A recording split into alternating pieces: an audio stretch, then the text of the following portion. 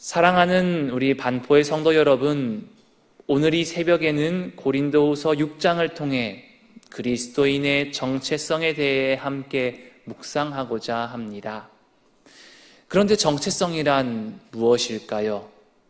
이 정체성의 사전적 정의로는 자기 내부에서 일관된 동일성을 유지하는 것과 다른 존재와의 관계 가운데 어떤 본질적인 특성을 지속적으로 공유하는 것, 이것이 바로 정체성의 사전적 의미입니다. 다시 말해 내가 누구인지 그리고 어떤 관계 속에 서 있는지 분명히 알고 있는 것을 정체성이라 부릅니다. 그렇다면 성도로서 지녀야 할 정체성은 무엇입니까? 바로 하나님의 은혜를 받은 자, 하나님의 일꾼으로서 살아가는 것을 분명히 아는 것이 바로 하나님의 자녀로서의 정체성입니다. 사실 이는 쉽지 않은 일입니다. 그렇지만 반드시 지켜야 할 귀한 사명이지요. 그러므로 오늘 이 고린도후서 6장을 묵상하는 가운데 그리스도인으로서 그리고 하나님의 일꾼으로서 어떻게 정체성을 가져야 할지, 그리고 그 삶의 자세는 어떠해야 하는지 함께 고민하며 우리의 일상 가운데 적용할 수 있는 복된 시간 되기를 이 시간 간절히 소망합니다. 첫 번째로서는 성도로서 그리고 귀한 일꾼으로서 가져야 할 그 첫째 정체성은 무엇인가? 바로 은혜를 헛되이 받지 않는 삶을 살아가야 한다라는 겁니다. 바울은 고린도 교회 성도들에게 이렇게 권면합니다. 제가 이 절을 다시 한 번 더 봉독합니다. 이르시되 내가 은혜 베풀 때에 너에게 듣고 구원의 날에 너를 도왔다 하셨으니 보라 지금은 은혜 받을 만한 때요 보라 지금은 구원의 날이로다. 은혜 받을 때 구원의 날이다. 이렇게 고백하고 있습니다. 성도의 정체성은 그 무엇보다 은혜의 삶을 살아가고 그것을 구하는 삶이다라는 겁니다. 그러므로 은혜를 헛되이 여기는 것은 무엇이다? 성도로서의 정체성을 잃어버리는 삶을 의미합니다. 그렇지만 우리는 현실 앞에서 이렇게 질문할 때가 많습니다. 내가 현실적으로 너무나 힘든데 제게 은혜가 임하는 게 말이 되겠습니까? 현실적으로 은혜가 나한테 임하는 것, 은혜 받을 때요 구원의 날입니다. 이것이 현실적으로 어렵습니다. 우리가 고백할 때가 너무나 많다라는 겁니다. 그렇지만 인자와 자비가 넘치시는 하나님께서는 어려운 상황 가운데서도 은혜를 베푸시는 위대한 분이심을 우리가 스스로 늘 고백해야 합니다. 그러므로 우리가 먼저 판단하여서 나는 지금 은혜를 받을 수 없는 때다 이렇게 단정 짓는 것은 우리의 교만이라는 겁니다. 정말로 하나님께서 우리에게 은혜를 베푸시겠다고 작정하셨다면 그 어떤 상황이라 할지라도 하나님께서는 그 크신 은혜를 고난 중에서도 우리에게 허락하신다는 사실을 우리가 믿음으로 고백해야 합니다. 그러므로 사랑하는 반포의 성도 여러분, 오늘 하루를 살아갈 때에 하나님께서 나에게 은혜를 베풀어 주신다라는 그 믿음을 강력하게 붙잡으십시오. 그렇게 붙잡고 나아갈 때에 하나님의 그 크신 은혜가 오늘도 우리를 새롭게 하시고 우리의 삶을 견고히 세워주십니다. 그리고 성도로서 귀한 일꾼으로서 지녀야 할 두 번째 정체성은 무엇입니까? 바로 일꾼다운 삶을 살기 위해 노력하는 삶의 자세가 우리의 정체성입니다. 바울은 자신과 동역자들의 삶을 증거하면서 하나님의 일꾼의 모습을 다음과 같이 설명합니다. 오늘 함께 읽었던 말씀에 길게 나오는데 제가 이렇게 요약했습니다. 그리스도인의 삶은 이렇다.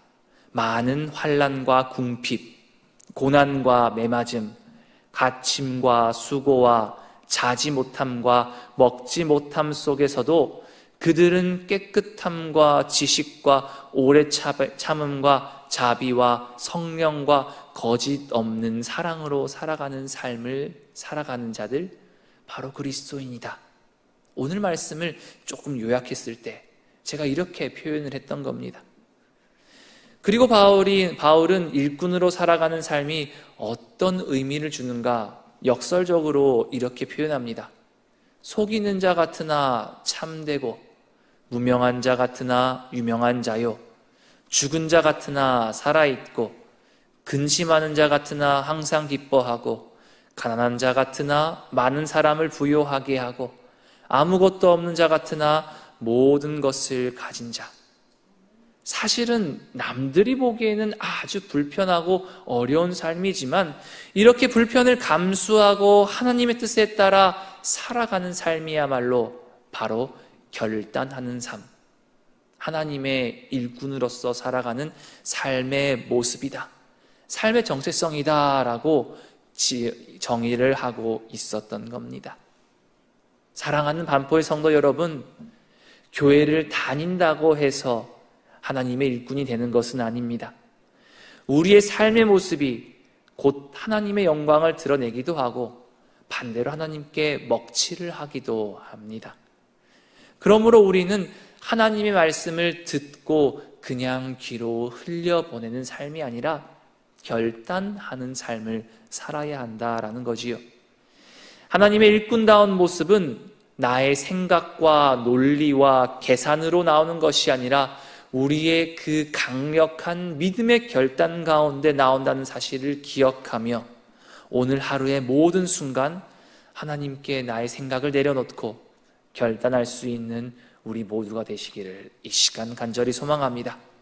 마지막으로 성도로서 그리고 하나님의 귀한 일꾼으로서 지녀야 할 세 번째 정체성은 믿지 않는 자와 멍에를 매지 않는 삶을 살아야 합니다.